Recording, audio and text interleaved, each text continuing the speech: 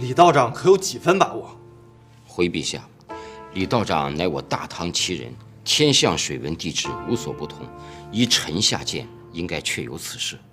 另外，臣调阅了近年来关中地区的水文记载，发现关中地区的降雨逐年下降，因此也可佐证李道长所言。李道长可说此次大旱会持续多久？据李道长所言，明年就是这旱龙现身的起始年份，持续时间尚且不明。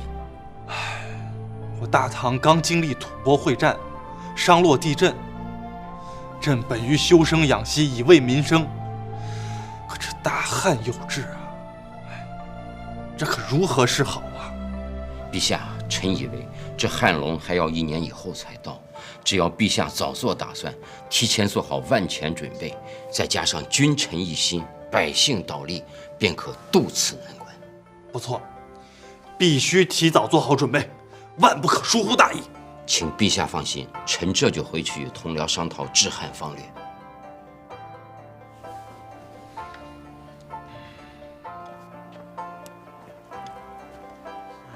侯爷呀，经老夫计算，今年春播呢，咱们还要再增加些人手。这地又没有增加，为什么又要增加人手啊？根据咱们庄子上有经验的佃户们说呀，估计今年的雨水呀会不正常，以防后患，咱们还需要再打2条水渠。好啊，也有道理，那就这么办吧。哎，另外，今年的粮租减半。哎呦，侯爷呀，你真是菩萨心肠啊！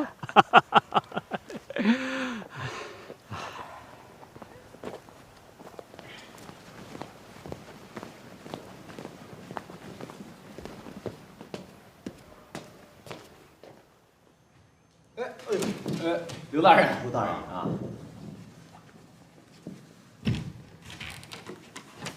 坐吧。谢大人。这旱龙锁关中之事都听说了吧？工部已经下发了通知，通知我们做好抗旱的准备。没错。这大旱一到，千里赤地，颗粒无收。这抗旱问题说白了就是粮食问题。现在，好消息是我们还有1年时间；坏消息是我们只有1年时间。关于这关中抗旱大事，二位有什么妙计，说来听听吧。大人，依下官之见，就是加赋，以备来年呐。这个办法只治标不治本呐。谁知道这旱龙盘踞关中得多久？要拖他个10年8年的，你加赋也没用，百姓手中无粮，他拿什么给你？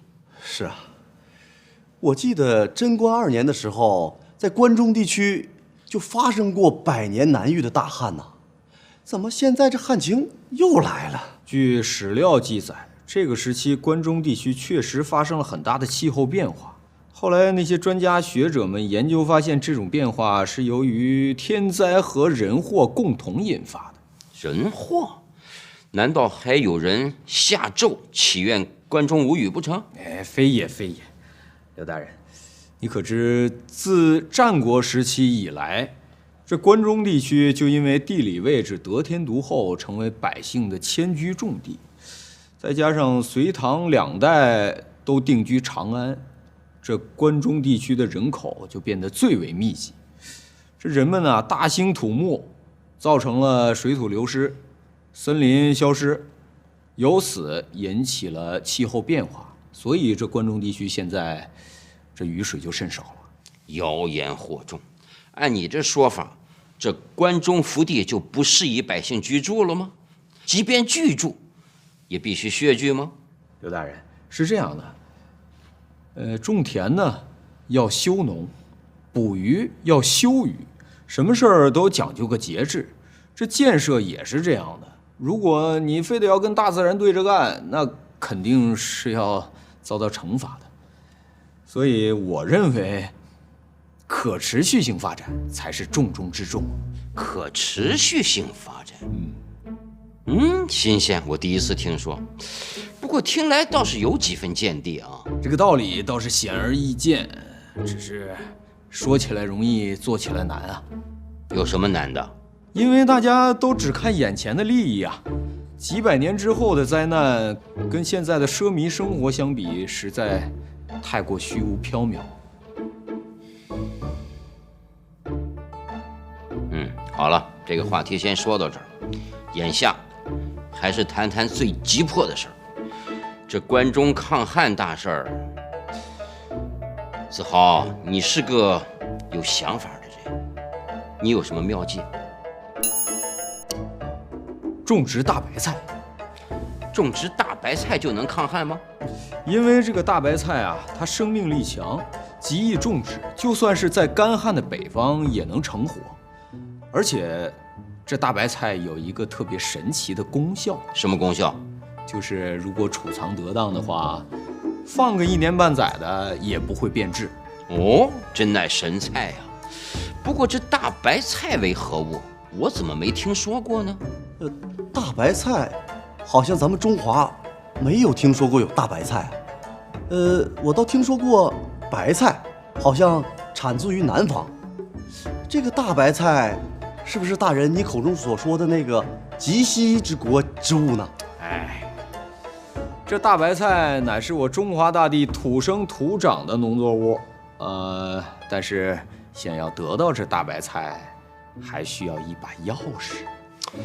子豪，别故弄玄虚，快点说。这把钥匙就是杂交，把白菜和乌金杂交，就能得到大白菜。行了，别再说了，我以为什么妙计呢？就这狗屁玩意儿！哎，大人，这个行了，这个话题先说到这儿，你们再去想想还有没有别的妙计。这大白菜的事儿，以后就别再提了。刘大人，刘大人，哎呦，不是这什么意思？突然暴脾气上来了，是干嘛呀？更年期啊？我哪儿说错了吗？大人，您说的那个大白菜原来是杂交啊！杂交怎么了？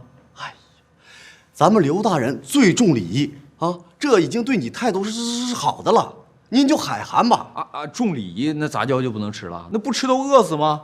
还要什么礼仪？不是大人，您说的事情我都赞同。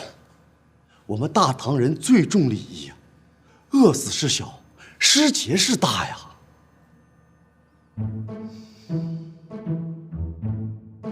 夫君，前日定国公府送来喜帖，定国公大公子明日大婚。又是粉红炸弹，这个月已经第3次了。不去，我不去，就说我出差了，不在家。夫君，人可以不去，但这礼数必须得到，否则的话惹人笑话。这是我写的礼单，夫君过目。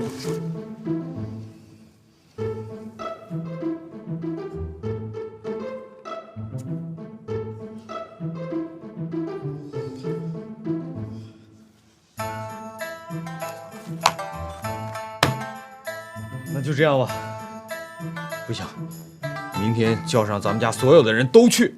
还有，告诉二妮，明天早上不许吃饭，一定要把这礼金给我吃回来，要不然我心里不平衡。一切都听夫君的。夫人啊，以前我听说，大唐人民最潇洒了，从皇室到民间出了多少风流人物啊？怎么现在大唐也如此重视繁文缛节啊？无礼何以为人？夫君好生奇怪啊！那我问你，比如说有一个恶人想要非礼你，不从便死，你会如何？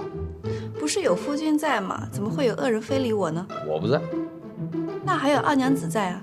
二娘子可是武林高手，哪个恶人敢在她面前撒野啊？二娘子也不在。那还有那些家丁在呢。反正都不在，就你一个人半夜出去了，就碰见恶人了，叫天天不应，叫地地不灵，怎么办吧？夫君，这大半夜的，我干嘛出去啊？睡觉吧。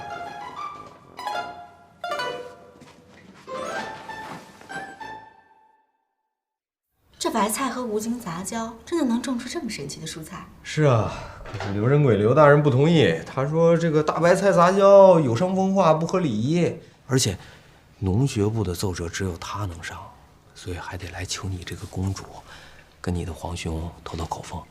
去跟皇兄说明此事倒是没问题，只是我乍听之下也觉得这白菜有点有违人伦啊。不是公主，人才有人伦，菜有什么呀？菜只有菜伦。再说你把这个破白菜上升到人伦这个上面，是不是有点小题大做了？其实，我倒是觉得，如果这白菜真有这么神奇的功效，的确应该在关中推广。只是我心中总觉得有点隐隐不妥，但又不知道是哪里不妥。公主殿下，时不我待眼前，大旱将至，这个杂交还要培育，培育完了又要推广，这都是时间。时间就是人命啊，公主。夫君说的的确有道理，那我明天就去向皇兄禀明此事。哎呀，不过就连公主都觉得这大白菜有违人伦，估计大唐也没有几个人能认同。夫君，你这个话怎么听来听去都不是个味道呢？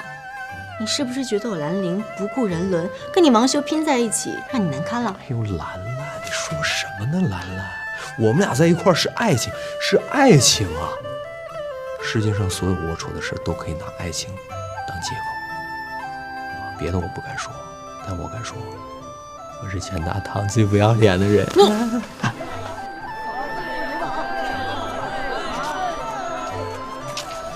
夫君，今天怎么有空出来逛逛？没事就出来逛逛嘛。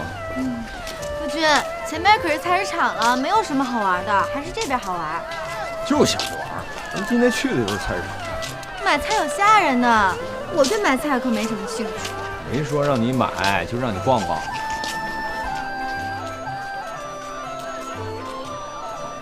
二女，你看这芹菜真新鲜。是啊，还有这菠菜，夫人。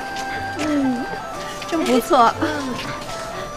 哎，人呐，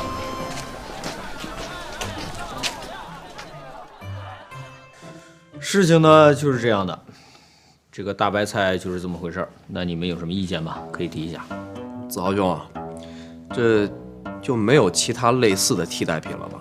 现在来说肯定是找不到了。哎，那就大白菜没有问题。这历史上每次闹饥荒都会出现人吃人的现象，吃大白菜总比吃人强吧？对对对，子豪兄啊，这要真没饭吃，别说大白菜了，连儿子也得吃啊！靠，德昭兄能不能不要说的那么恶心？还吃儿子，我下得去嘴吗？我又没说吃自己儿子。啊，崔兄，你说说。不知为何，一想到大白菜的来历，小弟就莫名的兴奋。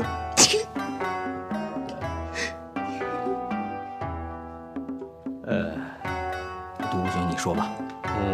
我觉得这个大白菜挺好的呀，要是配上腰刀跟弓箭的话，这样睡觉的时候就不会从马上掉下来了。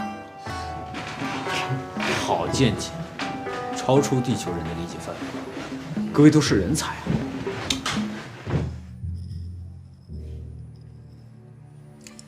陛下又在操劳国事，不是说好要注意身体吗？这些公文还是让媚娘来处理吧。前日公主向朕推荐的大白菜，朕深感此为救我关中百姓的神菜啊！陛下打算如何处理？我打算命刘仁轨即刻督办此事。陛下，如果李道长所言无误，那么推广大白菜势在必行。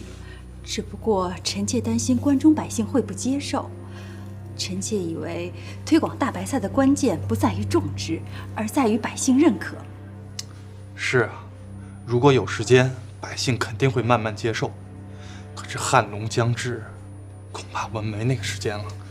不如陛下下一道诏书，强制种植如何？哎，民意只可因势利导，而不可强求。如今只能看刘仁轨的推广力度了。陛下圣明。只不过这大白菜是王修提议种植，不如让王修推广如何？有道理。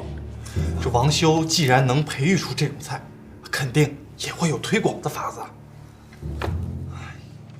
圣上昨天下了诏书，命王修全权督办大白菜种植一事。诺。张左校，你从旁协助王少监，你们切记，万不可违拗民意，要因势利导。大人，大白菜民间不熟悉，朝廷如果不强制，恐怕难以推广。废话，强制推广还要农学监干什么？早就有府兵出马了。还有，你现在就去提督那儿打个招呼，就说我说的，让他们备些人手，以备急需。他这是何意啊？照办就是啦。诺，下官这就去办。刘大人，那下官也去筹备推广大白菜一事了。王修，你等等，老夫有几句话要对你说。大人请讲。如今圣上下了诏书，种植大白菜，你我作为人臣，不敢不从。将来你会明白，为何我如此反对种植大白菜。将来无论遇到什么困难，千万不要气馁。毕竟，对于关中百姓而言，1年后，大白菜的确是救命神菜啊！下官明白。父老乡亲们，朝廷希望你们此次春播能够种植这种大白菜。我说官爷，这大白菜它必须得种吗？也不是必须得种，但是你们要是种了，皇上会非常非常高兴的。官爷，我听说大白菜它来路不正，乃不祥之物啊！是啊，不祥之物，不祥之物。瞎说！工部的专家大人经过专门的论证，大白菜乃神菜也。这难道真是神菜？神菜？你傻呀！官员们都这么说了，能信吗？不能信。对，有道理。不能信。这也是不祥之物。对，不能种，坚决不能种。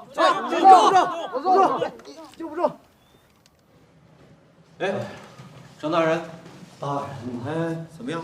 大白菜推广实在是难以进行啊！朝廷规定不能强制。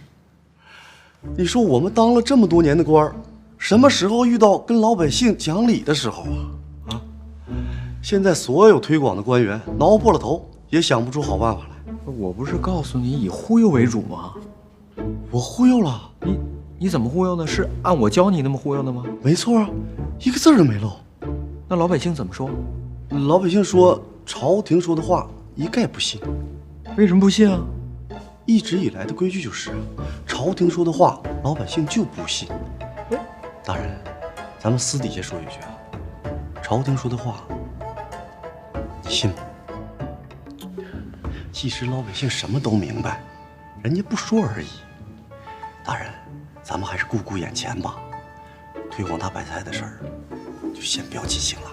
看来不动点真刀真枪是不行啊。大人，动刀动枪不合适吧？朝廷有明文规定啊。这个真刀真枪不是那个真刀真枪，对老百姓要真是动上真刀真枪，那就是匪。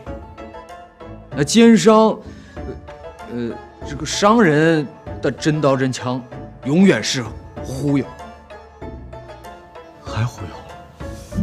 一死一生，乃见交情；一贫一富，乃知交代；一亏一欠。哎，那个谁，你那3个好友呢？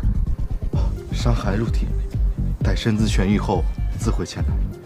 你不挺好的吗？行，除了作诗，会画画吗？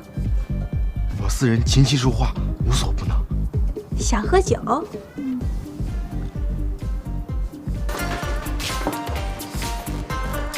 哎，这边。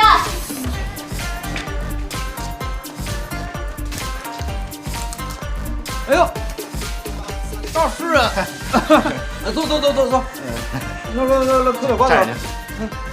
免费吗？好，来。哎呀，真快了吧？为了喝口鸡尾酒，这风寒又有何惧呢？真是铁杆粉丝啊！我要不是唯利是图，早就被你们几个给感动了。老板，如果能让我4人免费喝一口这鸡尾酒，我4人愿作诗3天。那个作诗3天也没有用啊，这酒免不免费再说吧。今天请你过来是想请你帮个忙，画一个女人。画女人？对，但是有要求啊。什么要求？老四，给他摆个造型。看见没有？就是这个姿势啊，但是手里呢不是酒瓶，是大白菜，然后这个脸换成兰陵公主的脸。我们没见过大白菜。大白菜就是白菜，画的大一点儿。哦，明白了，明白了。然后这个笑容一定要亲切可人啊，阳光灿烂，露出8颗牙齿，下面呢还要配上词。哎，这个老板可以放心，我4人就是以作诗闻名大唐。哎，你那个诗，不需要，我有现成的，你听我的，你就照着写就行了。爱菜心儿，爱菜叶，爱白色，爱绿色，爱炒着吃，爱拌着吃，爱涮着吃，也爱醋溜着吃。我不是什么托，我也不为谁代言，我和你一样，只爱大白菜。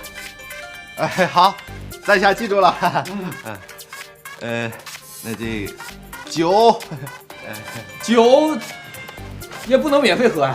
老四，把我们新印的那个套餐单子给他看一下。这个，来看一下。根据你每月使用的流量自行选择，已加入肯德基豪华午餐哦。啊，对，我们现在还有回馈客户的活动，预存银子返流量哦。返流量哦。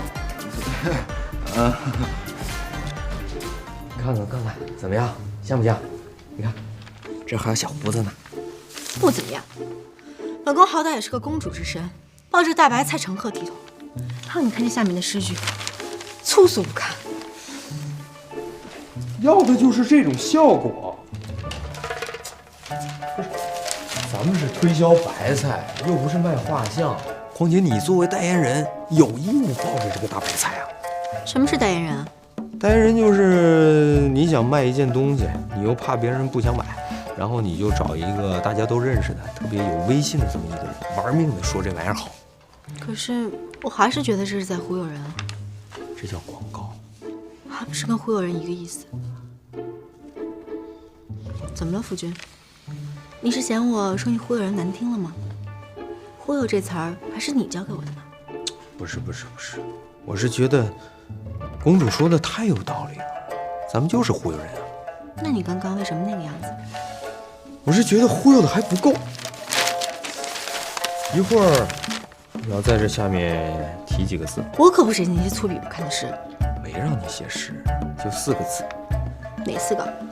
兰陵公主。大人，这行啊？放心吧，乡下宣传都这样。不，这舞蹈我怎么从来都没见过？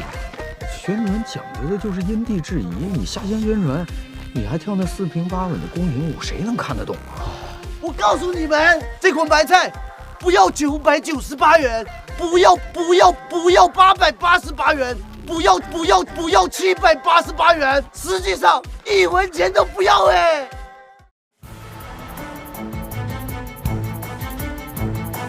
你们就是一群败类、垃圾，吃饭睡觉的猪。今天跟我一起罢课，队长。高2班又出问题了，所有学生现在开始罢课。你们这边强迫的，就让我惹祸是吧？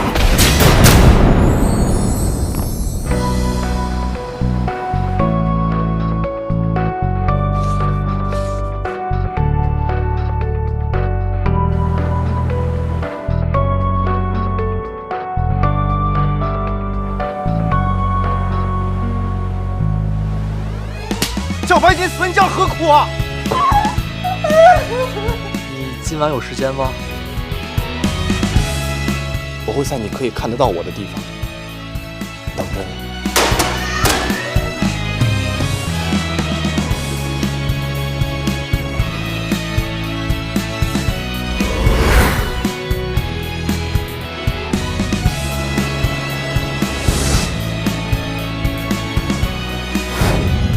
高2班所有的人都在为你加油！加油！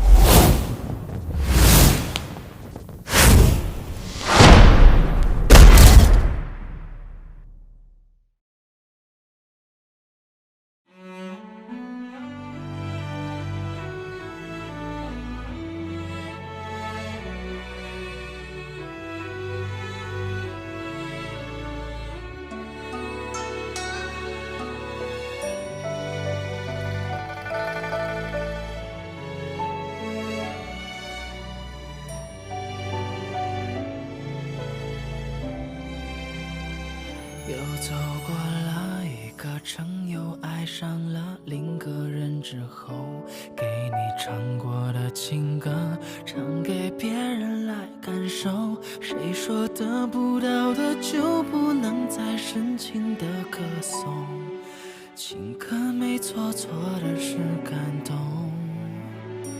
一个被爱的人爱了别人，凭一句自由，跟着另个人把曾经的人忘掉之后，抓不到的幸福越用力就越换来落空，苦涩后懂事，怀里有自由。